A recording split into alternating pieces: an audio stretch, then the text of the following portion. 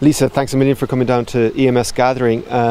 You're doing your PhD at UCC, and I understand that it's all about personality types and identifying personality types that would be less prone to crashing cars or trucks or indeed ambulances. Yes, anything at all.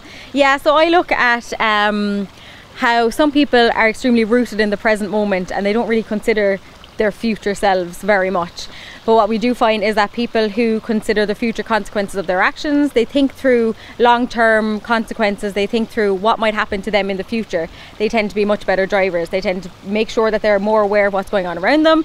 They wear their seatbelts, they stick to the speed limit, they don't do any dodgy overtaking or anything like that. And we find that people who alternatively are in the present moment more so than anything else, they tend to be very hedonistic. They tend to risk take more often, sensation seek, so then they tend to score maybe lower down the scales on those sort of driving indicators. Yeah.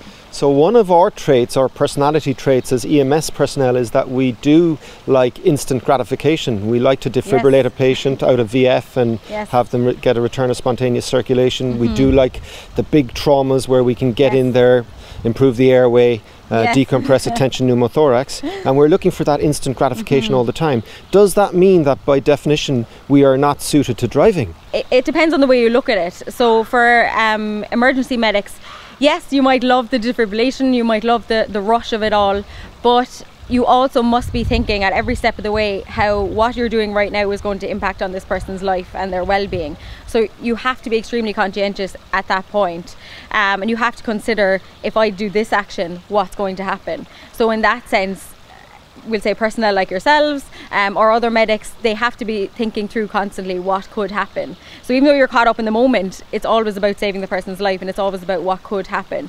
And we find those types of traits make for better drivers.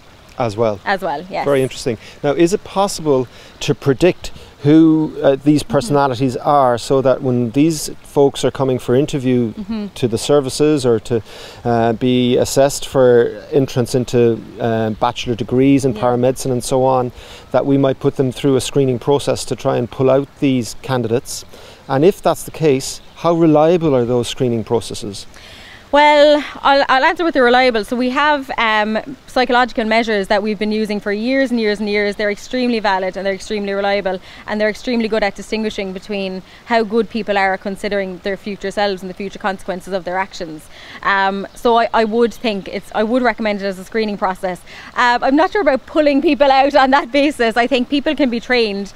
I think people have different baselines. They start off at different levels. I would certainly recommend, obviously, for the people that come in at the higher levels of conscientiousness, things like the consideration of future consequences, I would obviously recommend those would be the people to stay first. But everybody can learn. I suppose it's where you start off at baseline. Yeah. So we have this particular scale, one scale called the consideration of future consequences.